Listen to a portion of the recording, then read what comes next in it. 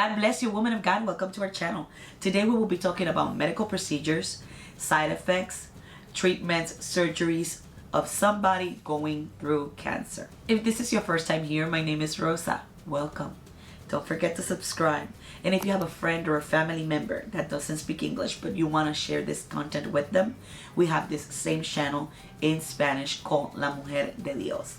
The link will be in the description below. So today we will be talking about all the medical treatments, procedures, side effects, and things that I went through as a cancer patient and that I'm still going through now after the fact. I want to excuse myself with you from the beginning because you're going to see me reading a little bit from my tablet. But as we were gonna be talking about medical treatments, I don't want to reference the wrong thing or say the wrong thing in this video, so I'm gonna be using my tablet. First of all, as we mentioned in our previous video on how we found out I had cancer and a little bit of our testimony, I was diagnosed with ductal carcinoma in situ, invasive aggressive stage 3, HER2 positive. What a long name for a sickness. So what does this mean? Not all cancers are treated the same. Stage 2 patients are treated differently. HER2 positives, HER2 negatives are treated differently. And even people with the same diagnostics sometimes are treated differently. My particular procedures, medicines, and surgeries may not be the same as somebody else. I am not a doctor. I am not a health professional. This is just my testimony of my experience when I went through cancer. So one of the first things that they ordered for me was a PET scan. A PET scan is a general scan that uses a radiation dye injected in your body so that they can see inside of you where is the cancer or how far has it spread.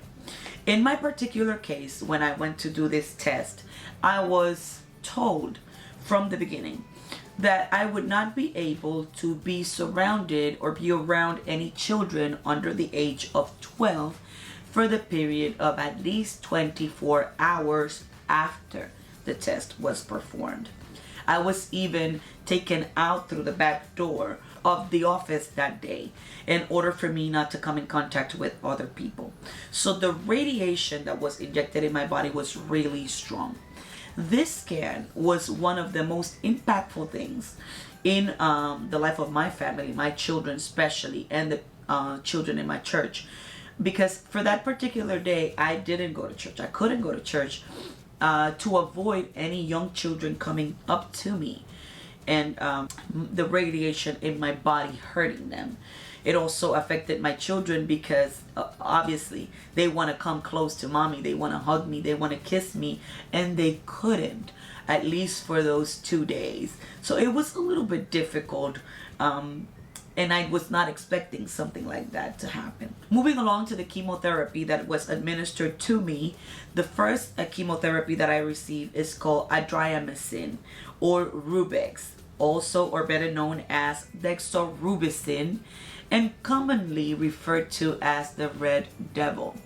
This is the most or the strongest chemotherapy that is applied to women with breast cancer, and it is ministered to the person through the port on the body. I no longer have a port, but this is where my mark for the port is. It's administered through the port via an IV. They put an injection where the nurse manually administers the dose to the patient. This chemo, this drug is so strong that it has to be administered carefully, because if wrongly administered, it can kill the person receiving the drug. What are some of the side effects from the dexorubicin? Pain in the place where the drug was administered, nausea, vomiting, low blood counts, the red and white blood cells, platelets may temporarily decrease, increasing the risk of an infection, anemia, or bleeding, hair loss in the scalp and also along the body, which is called alopecia. Most patients lose all part of their hair during treatment, which was my case. I started losing my hair 2 weeks after my first treatment in my head, and 2 months after the treatment had started, I lost my eyebrows, the hair on my eyelids, all my body, all the hair in my body. I lost it completely. It can also cause crying eyes, mouth ulcers. The urine may appear red or orange or pinkish during the treatment. Darkening of the nails. And this is something that I was told that the darkening of the nails was going to happen during the treatment, but it's something that had stayed with me after the treatment. My nails are still a little darker than before and has lines in them. And it's all in my hands and in my feet.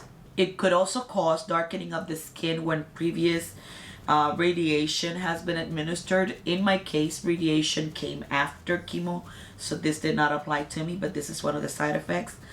And problems with fertility. About 10% of the people who receive this chemo cannot have children afterwards. In my case, I had already had a surgery for not having children, so this doesn't apply to me particularly, but it is a side effect on this drug. The other chemotherapy that was applied or administered to me was Taxol, also called paclitaxel. And the side effects of this chemo are feeling of tiredness and weakness, upset stomach and vomiting, loose stools or diarrhea, mouth irritation or mouth sores, hair loss, muscle or joint pain, and neuropathy.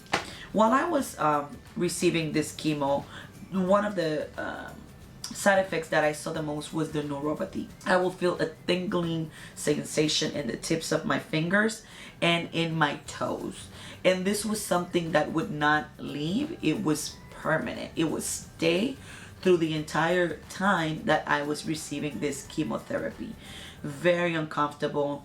I would keep going like this all the time because I felt that sensation in my hands. But once the chemotherapy was done, this feeling also left. Another medication that was administered to me during the time of chemo was Nulesta. This medication was a little device that they put in my stomach, and after 24 hours of receiving the first chemotherapy of doxorubicin, it would inject my body with Nulesta. This Nulesta injection also had a lot of side effects that I was not clear and not aware of them, and they are rupture of the spleen. Your spleen may become enlarged and rupture while taking Nulesta. Also, a serious lung problem called acute respiratory distress could happen. Serious allergic reactions, sickle cell crisis, kidney injury. Nulesta can cause kidney injury or kidney damage, increase of the white blood cell count, capillary leak syndrome. Nulesta can cause fluid leaks from the blood vessels into the body's tissue. This condition is called capillary leak syndrome, and it could quickly give you life-threatening syndromes or symptoms. Swelling and urinating less than usual, difficulty breathing, swelling of the stomach area where you have the machine connected, feeling of fullness, dizziness, feeling faint, a general feeling of tiredness, inflammation of the aorta. So there were a whole bunch of side effects to this machine. Why would they connect it? Well, the purpose of this medication was to raise the blood cells. However, it had a lot of side effects. And after receiving my first chemotherapy of doxorubicin and the Nulesta injecting the medication in my body, I experienced a pain in my abdomen, in my uterus, that I felt like I was going to die. I kept myself in a fetal position for the longest because it was so painful. Even my husband and his sister had to help me bathe because the situation was unbearable. It only happened that one time, that first time that I received chemo, and that the Nulesta dispersed in my body. The doctor says that it is possibly the fact that the chemo and the medication were suppressing the hormones, suppressing the cancer in my body. So that might have been the reaction on the first time, but it was unbearable. It was something very harsh. What are some of the medications that I take now after I had the chemo and after my mastectomy and my operations? The main medication I take is tamoxifen, 20 milligrams. And some of the side effects on this one is increased of tumor or bone pain, hot flashes, nausea, fatigue, humor changes, depression, headache, hair thinning, it gets thin fine, constipation, dry skin, loss of libido. So on this medication particularly, I'm supposed to take it for 5 years until I'm in full remission of the cancer. And one of the side effects that is most seen in me, aside from the hot flashes, is the pain in the bones, in the body, in the joints. The other medication that was administered to me once every 3 months was an injection on my belly again. And this injection goes by the name of Solidex, 10 milligrams. This injection is the one that has caused some of the most strongest side effects in my body, to the point that I was supposed to take it for the full term of 4 years, and I decided only to take it 3 and stopped taking it altogether because the side effects are so strong. And some of those side effects are the humor changes, hot flashes, loss of libido, vaginal dryness and the thinning of the walls of the vaginal area, swelling and tenderness of the breast, weight gain, headaches, and bone ache. And again, these are the side effects that are the strongest. I can testify for you that my bones, I feel such pain. It hurts to walk, to get up from the chair in the morning. When I would get up, it's so painful because of the side effects of these medicines. Also, the thinning of the walls of the vagina and the vaginal dryness and loss of libido is so strong. Why? Because it is decreasing my female hormones, therefore causing these effects to my body. And they are so severe that is affecting my personal, intimate life with my husband. And last but not least, the humor changes. This medicine, because it's dealing with hormones directly, causes my emotions to change very strongly. Like I could be happy at one moment and furious at the other. And this has been hard because it causes, it has been hard because it causes for me to blow up and sometimes blow up on my children, blow up on my husband when I'm not really meaning to. And that is the reason why I decided altogether to stop taking this medicine and believe that the Lord is going to take care of me. Another procedure that I had done in me was radiation. I had 36 radiation in the term of 7 weeks.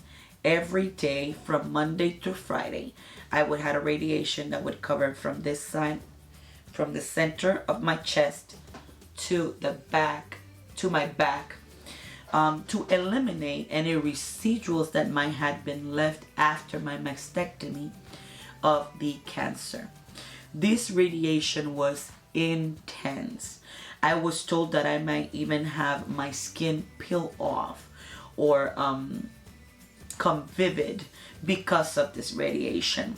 But something that helped me not to have my skin fall off or peel off was the fact that every time I had a radiation, when I went to the bathroom to get dressed, I would apply aloe vera gel on my skin and I would dry it up, wait until it dried up, and then I would apply Vaseline directly onto the skin. And I would do this every day after the radiation and every night before going to bed. And this kept my skin hydrated and well taken care of.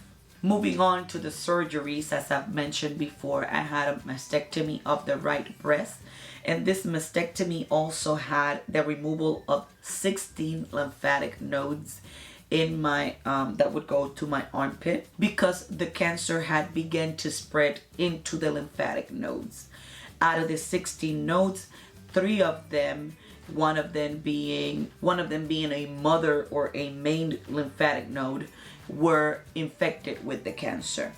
By having the removal of the lymphatic nodes, it would bring now a new thing into my life, something called lymphedema, where I cannot have anything tight in my right arm. I cannot take blood pressure on my right arm, and I have to be very careful that I don't lift anything heavier than about 20 pounds with my right arm, because it would cause my arm to swell. Another large surgery that I had performed in me was something called lateral transflap, and it is the removal of the back, the muscle on the back, and shifting it to the front to reconstruct the breast.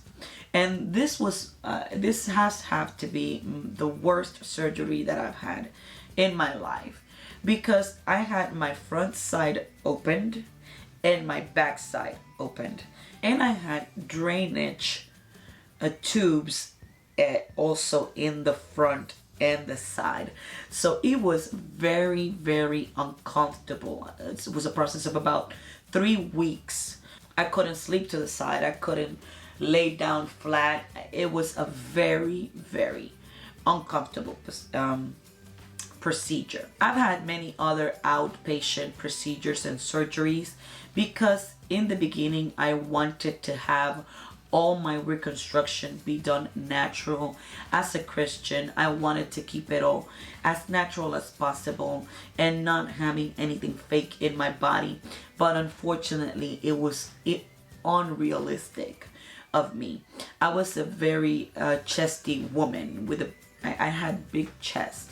I had to have my left side reduced in order for them to try and be able to make them look similar. And I had about 6 surgeries to reconstruct the breast. And when we seen that it was practically impossible to make it be the size that it needed to be, we decided to finally go with a small saline implant in order to make both breasts look kind of the same. They will never be the same, but at least they look somewhat similar in size. If I knew then what I know now, I would have never gone through the route of trying to completely reconstruct my breast in the natural form, and I would have used the saline implant from the beginning.